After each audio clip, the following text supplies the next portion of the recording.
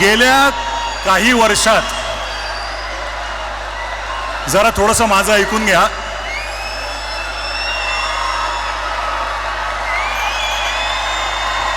बरं का, तुमच्या मनातले काही शब्द बोलतोय मी. गेल्या काही वर्षात शेकडो मित्रांनी हजार वेळा हा प्रश्न तुमच्यातल्या अनेक जणांना विचारला असेल, किंबहुना इथे उपस्थित प्रत्येकाच्या मनातला हा प्रश्न असेल की येतील का रे दोन भाऊ एकत्र.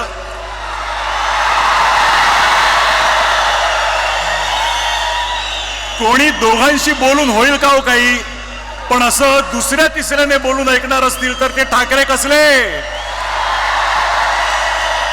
त्यांना स्वतःला पटलं तरच ते ती गोष्ट करणार, आणि त्यांना पटणार एका मंचावर आणणारं एक निमित्त घडलं. मराठी भाषेवर अन्याय करण्याचा प्रयत्न झाला आणि हे दोन वाघ चवताळून उठले.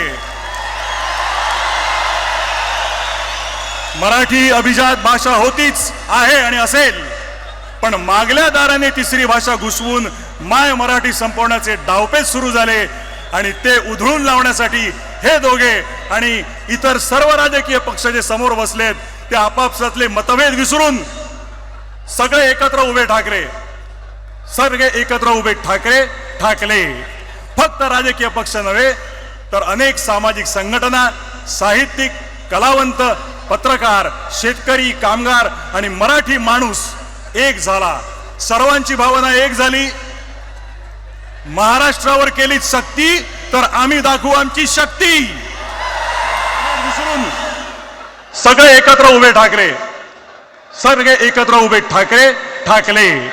फक्त राजकीय पक्ष नव्हे तर अनेक सामाजिक संघटना, साहित्यिक, कलावंत, पत्रकार, शेतकरी, कामगार आणि मराठी माणूस एक झाला. सर्वांची भावना एक झाली.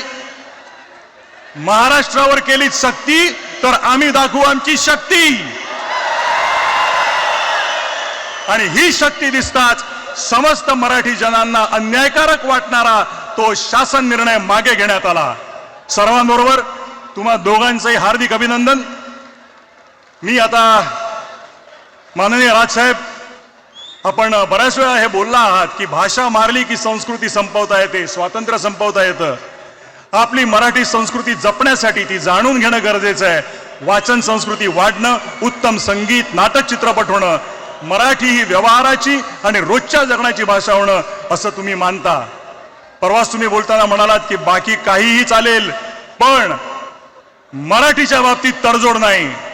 आज या दिवशी तुम्हाला भाषा, मराठी माणूस, महाराष्ट्र याबद्दल काय बोलावं असं वाटतं ते ऐकण्यासाठी आम्ही उत्सुक आहोत. मी विनंती करतो माननीय श्री राजसाहेब ठाकरे यांना की त्यांनी आपलं मनोगत व्यक्त करावं.